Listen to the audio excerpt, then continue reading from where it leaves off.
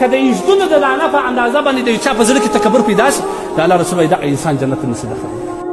درېیمه غټه ګناه چې زموږ انسانان په اخته دي هغه تکبر دی. الله جل جلاله یو چا ته مال ورکړي، دولت ورکړي، یا یو په یو منصب یو چوکۍ باندې کښېني، درېیمه ورځ هغه سړی نه دی، سلام چې ور واچوې د سلام جواب نه درکړي، ته حیران بس چې دا ته ولې رقم شو، یو رقم انداز کې به روان، یوه پښه به د بل سره ځي. د متکبر یوه علامه دا ده د پیسې به پر دا پوند باندې راکښته وي داسې به روان، دا د متکبرین علامه ده. پیسې کښته داسې روانېږي، بیا چې خدای ده ته یو موټر ورکړي، بیا غټ موټر واخلي، په یو رقم انداز پکې سپوري سړی چې وایي دا ټوله دنیا ده ته د یو حیوان په شکل کې ښکاري، یو لاس یې داسې په نیولي، دا سپوږمو ته یو باد ورکړی، کله چې یو موټر تېز ورسره تېز یو بڼ ورته وایي ښکنځل ورته وکړي، کله چې یو مسکین یو څوک ورته ودرېږي یو خیرات ځینې غواړي دی ښکنځل ورته وکړي په بد الفاظ واړي. واوره ای د خدای بنده، د الله په نعمت باندې تکبر مه کوه، مې کوه تباه به سې. الله دومرې غالبه ذات دی، الله دومرې کارساز ذات دی. هغه چا چې تا ته دا موټر درکړی، هغه مسکین چې تا پر مخ په چپلاخه ووالي، هغه مسکین چې تا وشړی، هغه مسکین چې تا ښکنځل ورته وکړه، الله به هغه په دغه موټر کې سپور کړي، تا به په سلور راوړي. د الله جل جلاله رسول وایي حدیث قدسي دی الکبریاء ردایی، الله وایي کبر دا زما چادر دی. چادر څه ته وایي؟ احرام په حالت کې یو چادر وي یو ایزار، دا الله وایي دا زما پټو دی، دا زما ایزار دی. که چا زما سره په دې کې جګړه وکړل، را سره شرکت یې کوي، الله وایي زه به پړ مخې جهنم ته دی وغورځم، پړ مخې غورځم. علما لیکي چې الله ایزار وویل، ایزار ولې وایي په یوه کمیس کې دوه کسان نه ځایېږي.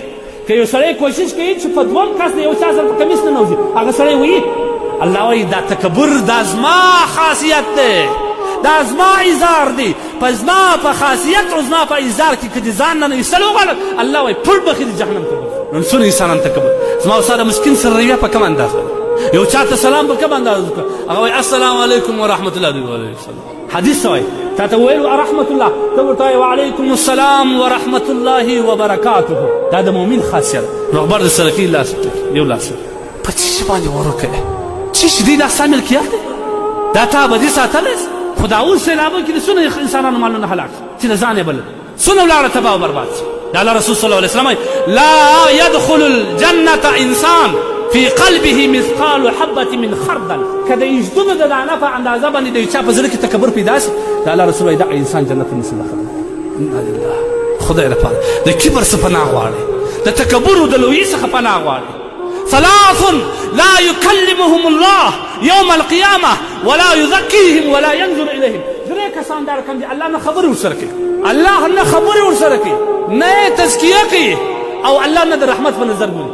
یو هغه فقیر چې متکبر یې، هغه هم الله نه ورته خبرې کوي، نه د رحمت په نظر ورته ګوري. د خدای لپاره د الله په نعمت شکر ادا کړه، عاجزي پیدا کړه. د الله رسول صلی الله علیه وسلم فرمایي چا چې عاجزي وکړل، الله وایي رفعه الله، من تواضع لله رفعه الله. چا چې عاجزي وکړل، الله پاک جل جلاله لوړوي. زموږ یو استاد محترم ژوندی دی، الله دې په عمر کې برکات واچوي، زموږ مرشد پیر صاحب، هغه موږ ویل د متکبر مثال عجبه ښه مثال دی، د متواضع او د متکبر مثال یې ونیو. وایي د متواضع مثال دا رقم دی لکه ونه چې څومره میوه کوي دا را رژېږي لاندې شي، عاجزي کوي درنېږي لاندې شي، متواضع سړی به دا کوي. د متکبر مثال دا رقم دی لکه د چرګ یوه دانه هګۍ واچي، ټوله دنیا په ځان خبر کړي، ما خو کمال وکړي ګرده، اخر هغه خاوند یې یو ټیټ کې چپلاک وایي چې زغله دا چندانې کمال نه ایسته کړي، خلک په ځان د متکبر انجام به دغه چپلاک وي، اخر دغه چپلاک وي. د خدای لپاره تکبر مه کوئ، د الله په نعمتو باندې تکبر مه کوه، د خدای په ورکړه باندې تکبر مه کوه. الله دومره قاهر ذات په یوه سکند کې دا ټول درڅه اخلي، د هغې به دې لاس خالي لاس پرېږدي.